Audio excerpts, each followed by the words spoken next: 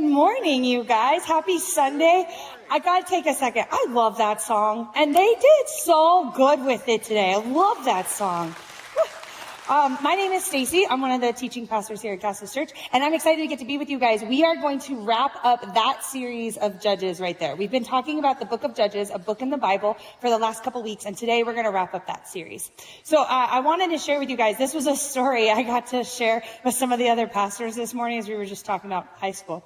And I remember really, really clearly this moment towards the ends of high school for myself, where I found myself having a really cool experience where I got to spend about 6 to 8 hours of a Saturday chilling in driving school. If you've never, a few of you are like me. That means if you've gotten a ticket, you found yourself getting to pay for the adventure of sitting in a driving school. And it's because you hope that it doesn't impact your insurance. Cool, I get that. But it means that you get to spend your day off, your time off, hanging out in this weird room, because they're always in weird parts of town, and you go to this class and it's like sitting in school all over again, but you're with strangers asking questions that you don't care about because you want to go home, and you find yourself in driving school. And so I had this moment.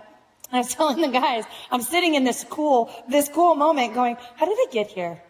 Just looking around and being like, how did I end up in this class getting to have this experience? Except the truth was, I knew really well how I ended up being in that moment. And it's not just because I was like, I got a ticket. Like, I knew really well. Sitting in that class, being annoyed that I was there, I had to admit, I know exactly how I got here, because I at least had a lot of warnings that my driving was going to end up with me taking driving school. And I had just decided to ignore those warnings. For instance, one of my moments, I'm someone who actually grew up here in the Oro Valley area, which means I grew up knowing that Oro Valley Police Department really likes their tickets. I knew that. I grew up watching my parents get pulled over and get tickets. I remember being in high school in driver's ed. Our teacher took an entire segment of class to tell us where all the OVPD cops like to hide in Oro Valley, so that we knew as you come down to Ronha, slow down. Like this was a very common conversation for us. And also, right before this class, I had gone through about a 2-month time period where I had gotten pulled over somewhere around 4 to 5 different times in about 2 months. And hold on, I'm just a fast driver. Like, a speed's a bit of a suggestion for me. And so apparently my suggestion was a little high. And so I had gotten pulled over like 4 or 5 times in a very short time frame.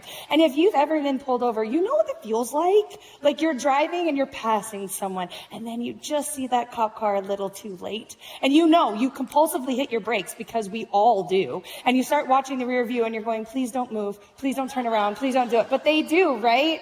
And then your stomach drops. And for me in high school, that is the first time I go, do I have my registration and insurance? Because, like, you never think about it until that cop is walking up to your window. Except 4 to 5 different times I'd gotten pulled over. I'd had the moment they'd walked up to my window and they said, ma'am, we're going to give you a warning. And you're like, yeah, you are. That's awesome. Because a warning for me apparently just made me feel really invincible. Instead of being a warning that said, fix your driving, it made it a warning of like, you'll never get a ticket. Not true. And also, just to add some hurt to an injury already, during the same time that I happened to be getting pulled over a lot, I have a very distinct memory of driving home, and I'm in my neighborhood, and my sister's in the car with me, and we're just goofing off, and I decide I'm going to go really fast. So I'm like speeding home in my neighborhood, and of course my dad is standing out front. Like, you know that's what's going to happen. Dad's standing out front. He watches this whole movie, so you know the dad lecture is loading. And it's all the points that you know it's going to be. Stacie, that's irresponsible. Stacie, that's not safe. Stacie, your sister's in the car. You're in a neighborhood of people. You're behind the wheel of a vehicle. I got it. I'm talking warning sign after warning sign after warning sign, from actual warning tickets to growing up in OV and having a class about it, to my dad saying, dude, something's going to happen here. And still, there was one fateful afternoon where I go to pass somebody on Oracle a little faster, and I see the lights come on, except this time it's an Oro Valley motorcycle cop. Yeah, so that means girl's not getting out of it. You are going to get a ticket, and I'm going to find myself spending my money to sit in a class on Saturday with strangers in a weird part of town, hearing weird questions about driving and saying, how did I end up here? How did this happen to me? Except I knew very well. When I looked back, there were a lot of warning signs. There were a lot of moments. There were a lot of opportunities to change my behavior and end up somewhere else on a Saturday. I had just chosen to ignore all of them. And I know, we could look at that and be like, yeah, teenagers with licenses. I get that. But also, if we're honest, we've each had moments that when we sat in a situation, we said, how did I let this happen to me? Sometimes we even wrap it up with, how did I end up here again? In this conversation, in this argument, reacting this way, having this situation at work, how did I let this happen to me? It could be a moment, maybe you've had the experience that you're in school and you know when the report card comes in, when the grades get turned in, one of those grades is going to be a little less than. You know it is. Why do you know? Because when you look back, you got the assignments with the red ink all over it. You had the moment with a teacher where they're like, dude, you need to step this up. You had a parent that said, you need to fix this grade or else. You simply ignored all of those moments, and now you're facing the or else of that sentence. Or maybe you find yourself at the end of a dating situation, at the end of a romantic relationship, or in another argument with your significant other, and you find yourself saying, how did I end up here? How did I let this happen to me? And when you look back, if you're really honest, you know how you ended up there, because you ignored a lot of warning signs. You knew he was not interested in committing. You knew she was still into her ex. You knew because as you passed every red flag, it was like you were collecting them and creating a red flag bouquet instead of paying attention to that moment. Because you knew as you stepped into that conversation, as you had that response with your significant other, as you came home with that attitude, you knew where it was going to lead because you'd been there. You'd had that conversation. You'd had that moment. And you find yourself saying, how did I let this happen to me again? But the truth is, you knew how that happened. Or you find yourself in that conversation. It might be with a friend or with a kid. And you know, honestly, even before the conversation finishes, you know where it's going. You know that you're going to say something. You're going to make that comment that's going to hurt them, or it's going to shut them down, or it's going to lead to the door slamming, or it's going to lead to the escalation of the argument. And you know because, one, you're watching the warning signs happen on their face. You're watching it in their body language. You're watching where this is going. Or because you just had the same conversation last week. You just had this same argument last month. And you know where your comment's going to go, but you ignore every single warning sign and you still say it. It still ends up escalated. And then you look around and go, how did I let this happen? This isn't what I want this relationship to be. This isn't where I want to find myself. This isn't what I want to do. How did I let this happen again? We have countless situations, not just a teenager in driving school, but in so many facets of our lives, so many relationships of our lives. We go, how did I let this happen again? But quietly, if we look back, we kind of know a couple of the steps we took to get there. And we're not the first people in history to have that moment, because that's actually the pattern that we see the Israelite people living out all the way through the book of Judges in the Bible. This book of the Bible that we've been talking about for the last couple of weeks, it tells us about these Israelite people who keep living out this pattern, find themselves saying, how did I get here? Except they look back and they go, I think I kind of know how I got here. And so today, to wrap up that series, we're going to take a look at that pattern of the Israelite people, because I think it provides an opportunity for you and I to talk about something that might be really difficult, but might also be something that's really important.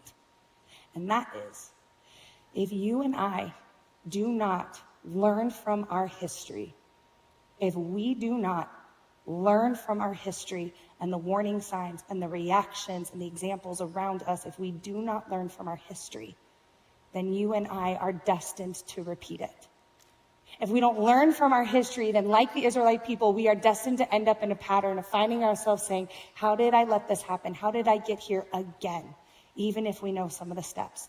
So that's what we're going to be talking about today as we finish up our series on the book of Judges. So to do that, just so you know, we're going to be looking at Judges 2. If you're a person who likes to turn to that, know that that's the chapter we're going to be in. They'll also be on the slides, so just know that too. But as we get to the book of Judges, there's a couple of things that are important to know.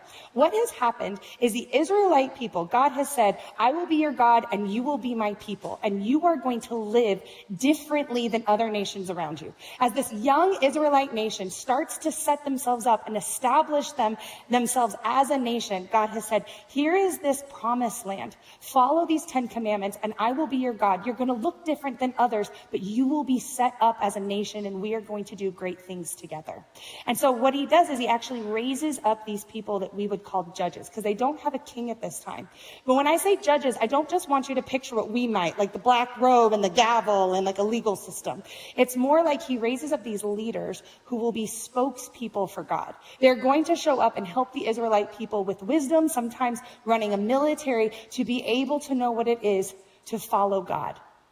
Except then the pattern starts. So here is how Judges 2 talks about it. As the Israelite people are setting up in the promised land and they're starting to figure out what it means to be God's people. At this time, after that, a whole generation had been gathered to their ancestors, meaning there were these leaders that were helping them set up in the promised land in time past, that all of those leaders passed away. And so another generation grew up who knew neither the Lord nor what he had done for Israel. And then the Israelites did evil in the eyes of the Lord and served the Baals. They forsook the Lord their God of their ancestors, who had brought them out of Egypt. They followed and they worshipped various gods of the people that were around them. They aroused the Lord's anger because they forsook him and served Baal and Ashtoreths. So we painted this picture of people, of a group of people, and we're told they once knew God. They once knew God and trusted God and followed God and obeyed God. They once had stories of how God had shown up in their history and shown up in the history of their people. And they said, we will be your people and you will be our God. We had people that once had that, but then life happened. And uncertainty stepped in, and difficulty stepped in, and exhaustion and stress and fear and insecurity and instability. And in those moments when they went to reach for something that said, maybe this will help me through it, maybe this will stabilize me, they took their eyes off God and they looked around them. And rather than being set apart, they said, I'm going to take their customs and their laws. I'm going to treat people like they do, even to the point that I will worship their gods. And we see this cycle start to happen with the Israelite people. That in life, they start to make these choices of looking like everybody else to the point they'll worship other gods. And these choices start to lead them into harm and into oppression and into difficulty. And they find themselves saying, how did we let this happen? How did we get here? How did we become these people? And so they cry out to God and they say, God, see us, save us. You're still our God. And God does. And he reaches out and he saves them and he delivers them and he places them into peace. Except they didn't learn anything. And when life starts to happen again, they go, what was familiar to me? What do I see everybody else around me doing? What am I used to responding with? How am I used to showing up to this situation? What am I used to worshiping? And they find themselves back in that cycle of making choices that they know lead to harm and destruction and separation and oppression. And they find themselves yet again saying, how did I get here? And crying out to God. In fact, I think it might actually be significant that the author of Judges mentions these two gods of the Canaanites. They mention Baal and they mention Ashtoreth, because at this time, for a people group who might want to establish themselves, who might want to survive, who might want to grow, you need two things. You need crops and you need children. And Baal was the Canaanite god of rainfall.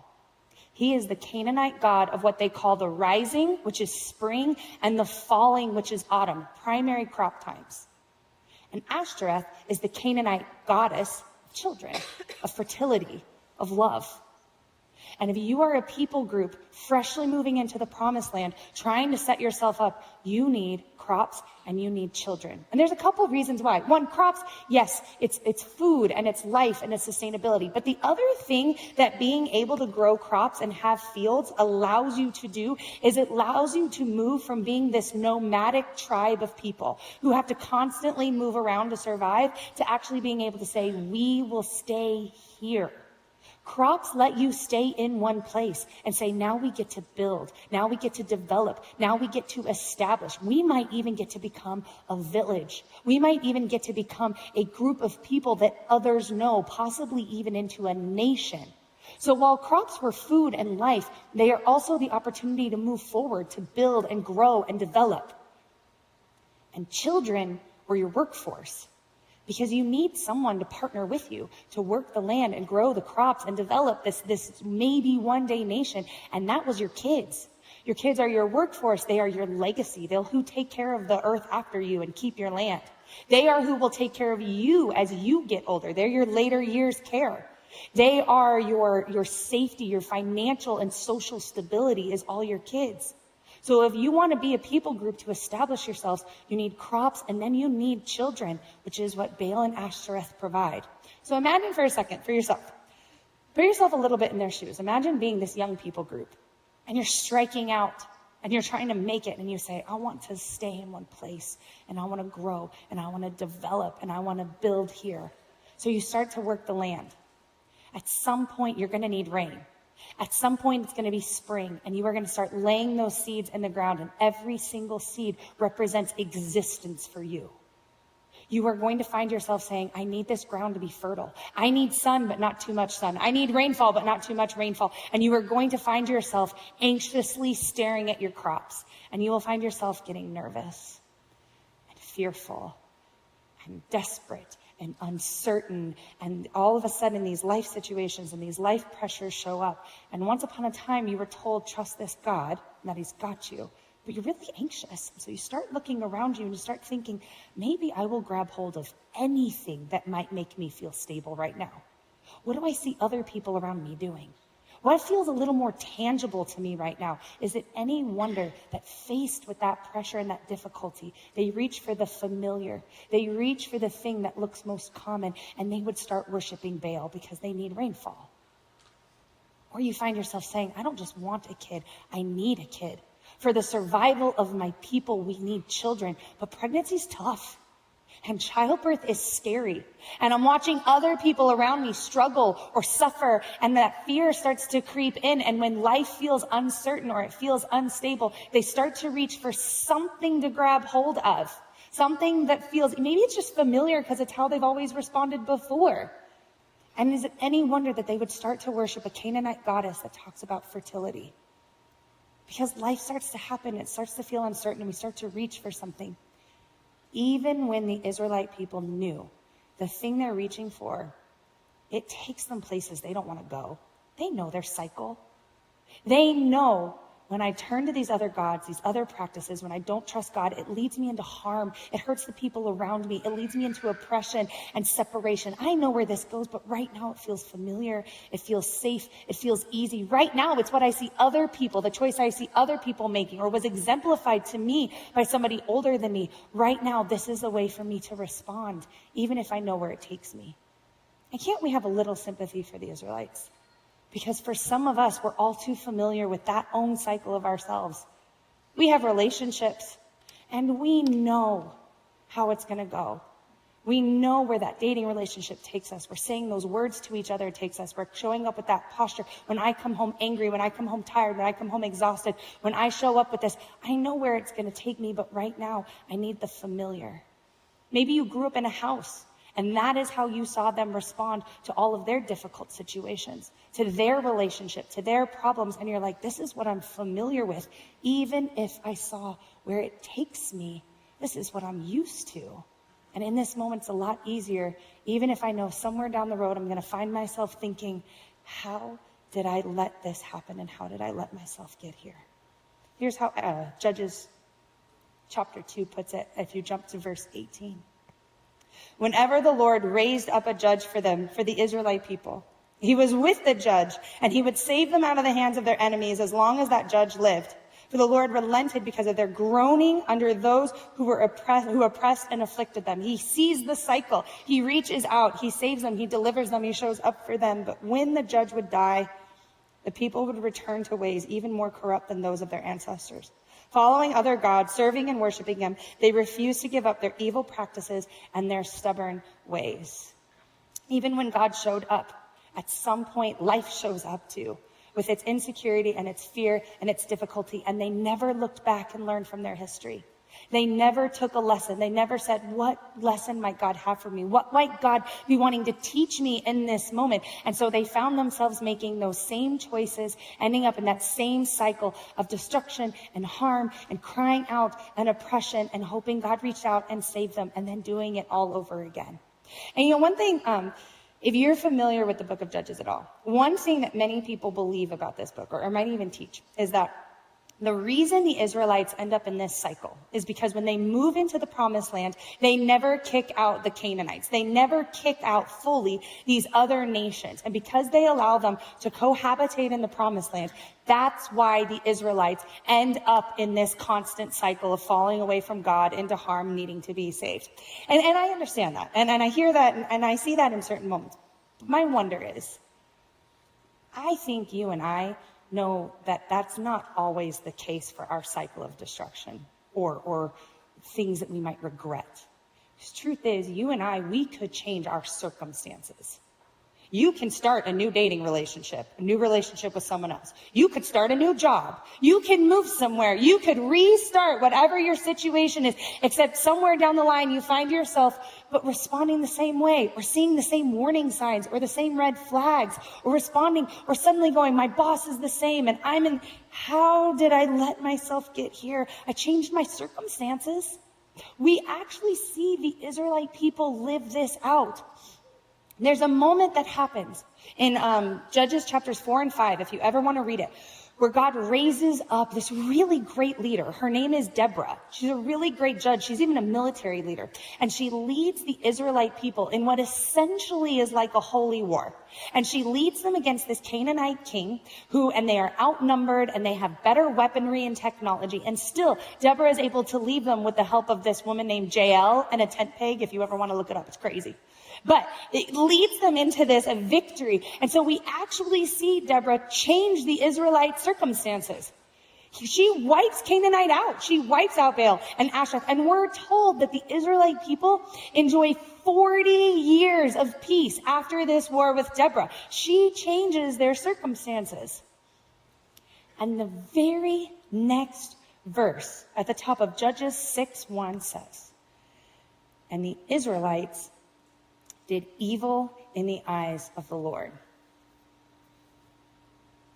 But she did it. She changed her circumstances. She got rid of everything that was around them. But the Israelite people had never looked back. They never learned from their history. They never took a lesson and said, the next time life feels scary, what can I do? What other choice might I make that I get to end up in a different outcome? And so, you and I get to spend an opportunity to say, I don't want to do that. I don't want to keep living in this cycle. I don't want to end up like the Israelite people in that cycle. I don't want this cycle in my life. I find it frustrating or exhausting, or it makes me sad, or I see other people living in constant cycles, and I don't want that for me, for my job or my relationship or my finances. I want something different. And so what that means is you and I have the opportunity to do something really difficult, which is to learn from our history so that we do not have to be destined to repeat it. And while it's going to feel simple, the first thing that we have to do, if we want to break out of that cycle, the first thing we have to do is actually pause and look back and learn from our history. It sounds simple, but let me tell you, that takes such bravery and courage and vulnerability because it's so difficult. We would much rather get through a situation and go, nope, I'm going to keep moving on. Maybe I'll just move faster, or I will numb, or I'll push it away, or I'll box it up, or I'll pretend it didn't happen. I'll avoid it. I'm sure next time will be different, except we didn't learn anything, except it's all still right there with us. If we want to learn from our history so we don't repeat it, we actually have to give ourselves the space to look back and learn from our history. That means look back and look at some of those warning signs that we ignored. Why did we ignore them? It might mean look back and ask myself some questions about how I felt. What were my emotions? Why did I respond that way? And this can be so scary. For some of us, if we take too much time looking at our history, looking at those warning signs, honestly, we feel a little dumb. Why didn't we see them? Why did I keep inviting that into my life? We might feel a little guilty. Why did I say that? Why did I respond that way? We might feel angry. We might feel hurt. There might be fear there. There might be insecurity there. There might be stuff in our past that's just tough to deal with, to ask about, to look at, to face. And we say, I'd much rather keep moving forward. But the truth is, if we never learn that lesson, we're taking it with us into that next moment. We might find ourselves saying, how did I let this happen again? You know, I had the opportunity to overhear a conversation about this recently. I was standing next to this group of guys, and they're like these big gym dudes who all know each other from the gym, and they're talking. And one of the guys starts sharing about his life and his like journey in the last 5 years. And so he shares, he's like, I retired from being a cop, and then I subsequently ended up gaining and losing a whole bunch of weight. And he's actually showing them a picture of him, and the guys are like, whoa, that's really different. Like, you've done a big thing in the last 5 years. And so one of the guys in this circle goes, man, what'd you do? Like, you can tell he's like, give me the trick. He's like, what'd you do? And all of us were so surprised when he responds with, oh, I went to counseling. And you're like, what? I thought you ran more. Like, what do you mean you went to counseling? And so he says, he's like, no. When I retired, I had really bad PTSD from being a cop. And I found myself acting out of anger all the time. And I was angry to people who mattered to me. And I was angry in weird moments. And I was just angry at life. And he said, I finally looked around and said, if I stay like this, I am going to lose everyone and everything that matters to me. And I am going to not like my life. And so for him, the right step was to go to counseling. He said, because it made me go back and look. It made me look at some moments, and it made me learn, and it made me ask questions, and it made me face, and it made me learn some lessons that I took with me now. So the next time that moment showed up, I treated my wife a little differently. I handled that moment a little differently. Let me tell you, that conversation in and of itself was amazing.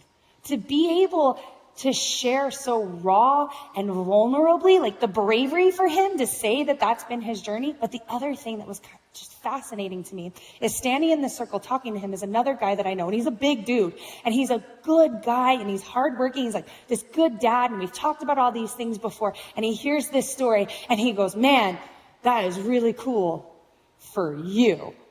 And he goes, I know, like doing that work is a good thing and it takes you good places, but I don't want to do that because that scares me and that sounds like too much effort.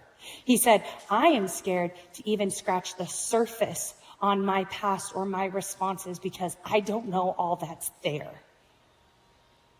And isn't it interesting what he's saying? He sees someone in front of him who's done the work, and he still says, I don't want to do all that because it's tough, because it's scary, because it hurts. I would much rather keep pushing forward in hopes that it stays there. I would much rather numb and distract and keep moving and just leave it back there, except it keeps coming with you. And at some point you find yourself saying, how did I let myself get here? How did I end up here again? And maybe it's because we need to face our past. If we want to learn from our histories, we actually have to stop and we actually have to learn from them. We actually have to take the brave step and give ourselves some space to look back and ask some questions and face some tough moments. And let me just say, in case you're ever a person who says, yeah, I want to do that, and you try this out, you might take the very brave step and you might look back and you might say, there was a lesson. God wanted me to learn something and he taught something, and I'm going to bring it with me into this moment. And the next time I find myself in that argument or in that conversation, I actually responded differently. But you know what? I ended up back in that same spot, Stace. I still found myself asking, how did I let this happen? Please know, that does not mean that your choice and that work and that bravery was for nothing. It was never wasted. That is a huge moment you had. It might mean there's something else for you to learn. It might mean you learned the wrong lesson, that there's something else there. God is saying, let me show you something. It might mean there's more for you to learn. You learned one thing, and that's amazing, and you get to hold on to it, and you get to say, God, thank you. But it might mean that there's more that you get to learn as you step into the next situations. So ask yourself, what might be my moment in history that is mine to pause and look back at. Maybe for you, it really is, it's your relationships. It's dating or it's your romantic relationship. I know it can be really painful. But what would it be for you to actually look back and ask yourself, why do I keep finding that red flag in all of my relationships?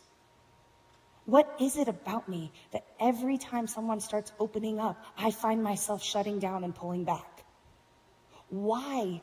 Who did I see growing up that when someone got close or a moment got tough or an argument showed up, they lashed out and they were angry and they got the upper hand? Who taught me to do that? Because I see these warning lights, I feel the familiarity, I'm reflecting what someone else showed me, but I don't like where it's taking me. Maybe for you, it's your romantic relationships to look back and say, what can I learn from my history? Maybe for you, it's actually that family of origin. You say, I got out. I moved out. Maybe you even moved out of town. You're like, I have done some of that work. I'm a different person. I have grown. Except then you go home for the holidays. Except then you call your parents on the phone or your siblings on the phone. And it's like you're 16 again. And you're slamming doors and they're making you angry and they're hurting your feelings. And you're like, I thought I was past this. How did I let this happen to me again? Maybe for you, there's something in that family history about how you respond, about why it hurts, about why it makes you angry, why you slam the door, why you keep reverting back to 16-year-old you. That's yours to get to learn. Maybe God has something that he wants to teach you, because maybe it's not waiting for your family to change. Maybe it's actually saying, if I want this outcome to feel different, I need to learn something and I need to change how I show up to this moment or to this situation. Parents, we look at our kid and we look at our kids and we say, I want to be a good parent. I want to know them and I want them to know me. I want to know them now and I want to know them in the future. And I want to help shape them and I want to show up in tough moments and I want to guide them. And then this moment shows up and you're like, it's the same argument again. It is that rule. It is that that anger. And I know what's going to happen. We're going to enter in this conversation and my kid's going to explode, and then I'm going to explode, and then they're going to leave the room, or they're not going to call me back, and I'm going to find myself exhausted saying, why am I back here again? You might even say, and I know I'm going to be back here next week, next month, next phone call. And you don't want that. No parent wants that. No kid wants that. What if God's got a lesson he wants to teach you somewhere in that history, somewhere through that conversation, somewhere through how you show up as a parent, how they show up as a kid? What if there's an opportunity that if you pause and you reflect on your history, you say, next time I might say something different. I might show up with a different posture. I might see what it looks like to trust God and not just reach for the thing that feels so familiar. For others of us, this cycle isn't actually in our relationships. It's actually in how we respond when life feels tough. When life feels stressful or uncertain or shaky, we have something that's really familiar for us to reach for. It might be an angry response. It might be a person. We just need a relationship. It might be shopping and debt. It might be substances. We have something that for us has become really familiar. It might be the thing that we grew up and we saw our parents reach for when life was really scary. And now when it comes to work and things get stressful, we reach for the same thing. We respond in the same way. But we know where it's going to take us. That coping mechanism does not serve us. And I don't want to end up back there saying, how did I let this happen again?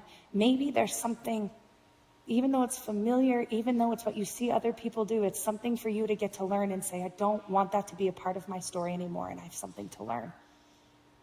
And as you do that, what I think is important for us to be reminded of, and it's something the Israelite people in every step of their cycle got to be reminded of time and time again, and that is whether you and I bravely choose to look at our history and learn some lessons and ask what God has to teach us, you and I get to know, trust, believe, and rely on that God is always with us.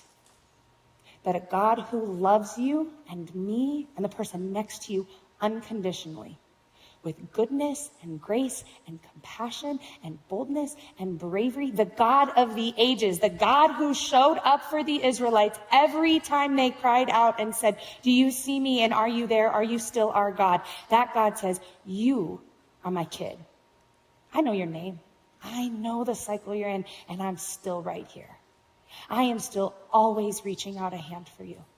I am with you in your history. I am with you as you're trying to learn something new. I am with you as you're trying to bravely step out in a different pattern. The God is with us.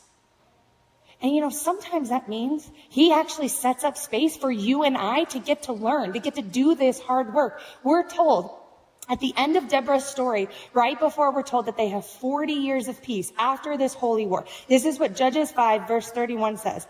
So may all your enemies perish, Lord. But may all who love you be like the sun when it rises in its strength. When we remember to trust and know and obey and follow God, even when life is scary, even when life is uncertain, may we remember that you are with us. And then the land had peace for 40 years. That word peace, it actually paints a picture of rest, of a pause, taking a deep breath and taking a break.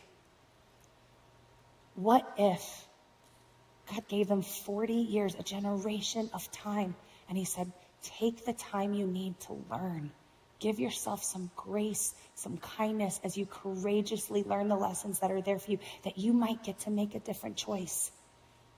Now, the Israelite people, they did not take advantage of that rest, but that doesn't mean that you and I don't get to. That you and I cannot say, I want to learn from my history because I don't want to be destined to repeat it. That doesn't mean you and I can't take advantage of that rest and that truth and that knowledge that God is with us as we bravely look back and say, what is it that is mine to learn? God, what is my lesson? And the other thing to know about God being with you through this, just so you know, because sometimes we just forget, I hope that you know, you don't scare God. It sounds simple, but sometimes we think we do. You do not scare God. He's seen some stuff. And that stuff is bigger than anything in your history. It just is. There is nothing about you that God finds overwhelming. If you sit down with God and go, okay, let's say you're with us. I need to talk about this part of my history. There's no part of God that's like, whoa, that might be too much for me. This is the God that walked with the Israelites, that walked them through the Exodus from Egypt, that walks them into the promised land, that has been with people for all of history, for all time. You can't scare him. And that means when you show up with God and you get to trust he's with you and you get to do the tough work of asking, okay, God, what is it that you're teaching me? What is it that I get to learn? You do so knowing I get to be my most honest self with you. Because sometimes that's actually our cycle. Is that we put on a mask and we pretend that we are okay and we pretend everything is fine and we stuff stuff down and we show up. And sometimes that's the thing that we keep finding ourselves saying, how did I get here? And it's because I'm not true about who I am. And this God is big enough to handle your most honest self, even on the scariest day of your history. Even in the toughest lesson that you need to learn, you want to learn, whatever warning sign you have ever ignored or driven past or repeated in your history, you can't scare him. You can't overwhelm him because God is with you and he loves you and he knows your name. He says, let's go do this together. Because what if you and I get to be people who say, I don't want to repeat my history. I want something different. I don't want to end up like the Israelites constantly in this cycle with God where I'm constantly crying out and then making the same choice. I want to learn God. What if we get to be people who take the time, the effort, the grace, and the bravery to look back and say, it's tough, but I want to learn those lessons because the next time I show up, I want to make a different choice and possibly end up in a different outcome and just see what that might do, not just for me, but for my kids. Not just for me, but for my grandkids. Not just for me, but for my entire community that might need to know a little bit of that lesson. What if we got to be that church that did that?